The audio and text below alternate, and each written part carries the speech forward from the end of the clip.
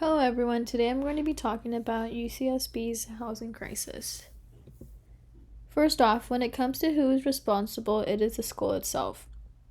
UC Santa Barbara housing directors are to be in charge of the students during off and on campus. They decide if new buildings and housing programs are to be made in the future, but actually not too long ago, in 2021, Senator Weiner has made it public that his bill will accelerate housing production for all students and faculty across the state. I would like to mention how UC Santa Barbara has been dealing with this housing crisis for a copious amount of time. Actually, one of the professors on the campus said it's been around 20 through 30 years that this has been going on. The system altogether has not built enough housing for the 25,000 students they admit. And in 2021, a report from the Legislative Analysis Office reports 5% of the UC students were actually experiencing homelessness and 11% face housing instability, which this means they're living in transitional housing or hotels. One of the reasons for limited housing revolves around the lawsuits for environmental impacts, and I actually asked a couple of students on campus, and they mentioned how there is minimal response when they ask questions to the faculty, so they're often left with unanswered questions. Students are physically and mentally being heavily affected. Often students need to sleep in their cars, couch surf, or even live in hotels. In 2017, the median rent of a 2-bedroom apartment was $2,598, and now in 2022 it ranges from $3,500 to $4,000. Physically, it can be uncomfortable and unsuitable not having a roof over your head, either being crammed in a car or in a tiny room with a copious amount of other students. Plus, mentally, for the reason of not having a place to do your own studies, which is definitely a necessity at a university.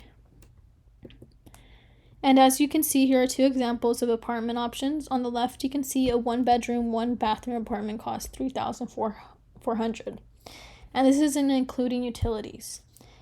There is usually 3 to 4 students just living in that single apartment.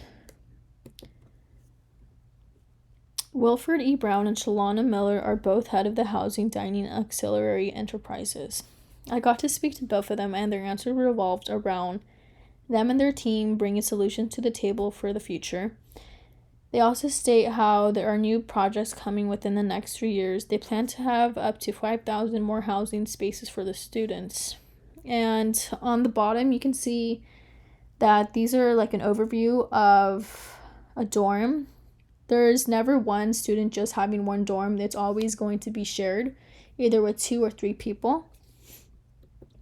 There has been studies before regarding housing prices in colleges. The Hope Center for College Community and Justice at Temple University found that nearly half, or 48% of students at a 2-year or 4-year college were affected by housing insecurity in 2020. Approximately 14% experienced homelessness at one point.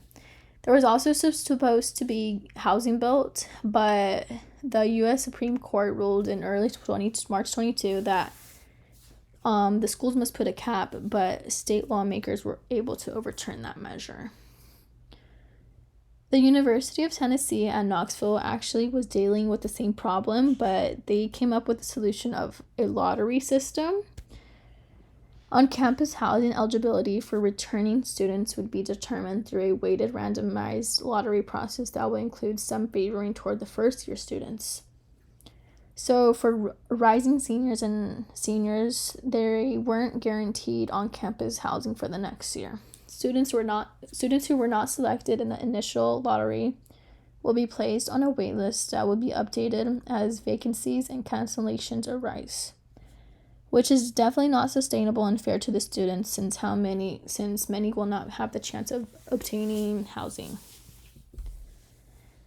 So the first option to help this crisis is to utilize the staff, students, and people who have houses in the area.